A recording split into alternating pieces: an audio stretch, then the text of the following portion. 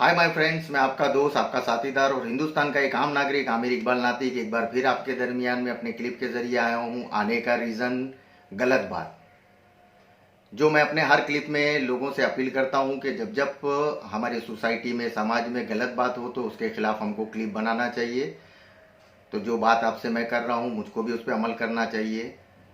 खैर, आने का रीज़न एक बदतमीज़ न्यूज़ एंकर अमीश देवगन, जिन्होंने 15 तारीख को हमारे गरीब नवाज सरकार के बारे में, हिंदल वली के बारे में अपने आर पार नाम के प्रोग्राम में गलत लफ्ज़ों का इस्तेमाल किया, जिसकी वजह से लोगों में गम और गुस्से की लहर बनी है।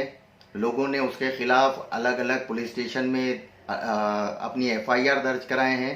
तो मेरा भी फ़र्ज़ बनता है कि मैं भी उसके ऊपर कंप्लेंट करूं, क्योंकि ये सुनने के बाद में मुझको भी बड़ा ख़राब लगा कि एक ज़िम्मेदार पत्रकार नेशनल टीवी चैनल के ऊपर, जहां पर हज़ारों लाखों लोग उसको देख रहे हैं, उसके ऊपर वो किस तरह गैर जिम्मेदारी का लफ्ज़ इस्तेमाल कर रहा है। तो ये सारी बातों को जानने के लिए मैंने गूगल का सहारा लिया और उस पे से मेरे को कुछ बहुत महत्वपूर्ण बातें सामने आई है, जो ये मैंने प्रिंट आउट निकाला है। मैं सबसे पहले आपको ये पढ़ के सुनाता हूँ कि एक पत्रकार की जिम्मेदारी क्या होती है और पत्रकारिता क्या होती है। पत्रकार क्या है, उसकी सीमा क्या है। पत्रकारिता को लोकतंत्र का चौथा स्तंभ कहते हैं। आई रिपीट माई सेंटेंस, लोकतंत्र का चौथा स्तंभ। पत्रकारिता एक जिम्मेदारी भरा कार्य होता है जिसे सही ढंग से पूर्ण करना होता है। हर पत्रकार की खबर समाज और देश को लेकर चौकन्ना रहना चाहिए। एक छोटी सी गलती पत्रकार और पत्रकारिता संस्था पर भारी पड़ सकती है और उसकी गरिमा को ठेस पहुंचा सकती है। पत्रकारिता भी एक सीमा रेखा होती है, जिसे हम पत्रकारिता का आचार संहिता भी कह सकते हैं। अब ये पत्रकारिता की आचार संहिता क्या होती है, उसका पहला पॉइंट सुनिए। पत्रकार को किसी भी विचारधारा से प्रभावित होकर खबर का प्रकाशन या प्रसारण नहीं करना चाहिए। पत्रकार को हर समय न्यायनिष्ठ और निष्पक्ष रहना चाहिए और सारी जानकारी उसके पास होना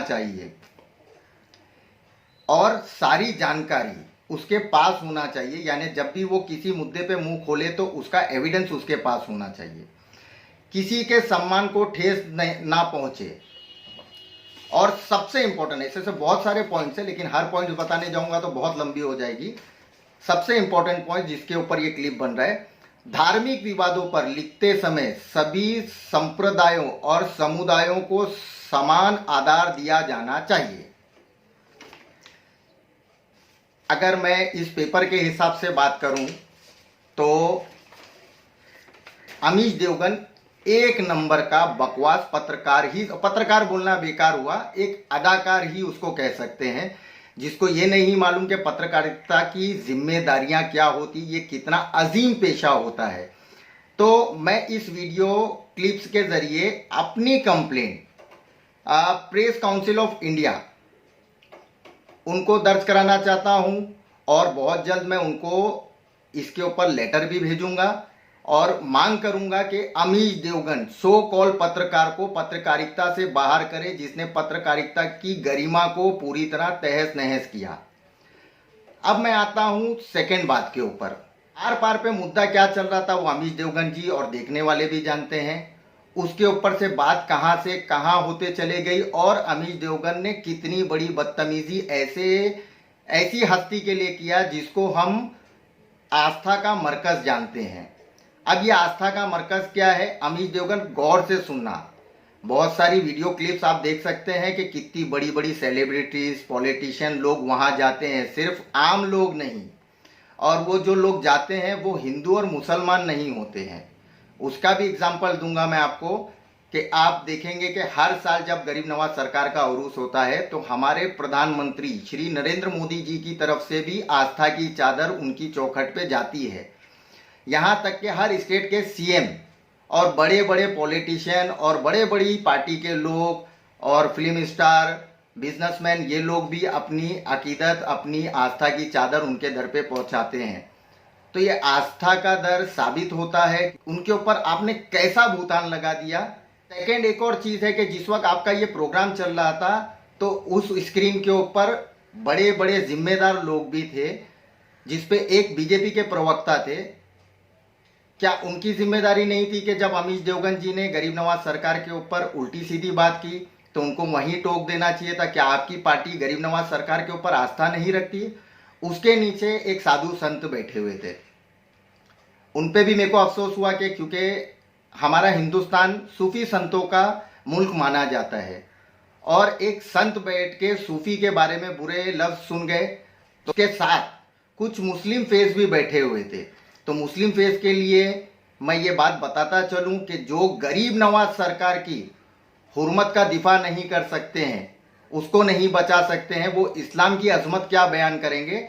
तो इस वीडियो से मैं अपने उन तमाम आलिमों को, उन तमाम फाजिलों को जो इस्लामिक बातों को जानते हैं, जो दीन धर्म की बातों को डीपली जानते हैं, उनसे रिक्वेस्ट करूंगा कि आप टीवी चैनलों पे जाएं, लेकिन उस वक्त जाएं जब टॉपिक पे बात हो। टॉपिक से जैसी बात हटे वो हट जाए, और ऐसे मौलवी मुल्लाओं को स्ट्रिक्टली मना करें कि आप लोग किसी भी बहस पे नहीं जाए, क्योंकि ये बहस बढ़ते बढ़ते समाज में जहर घोलने का काम करती है, जो इस वक्त हो रहा है।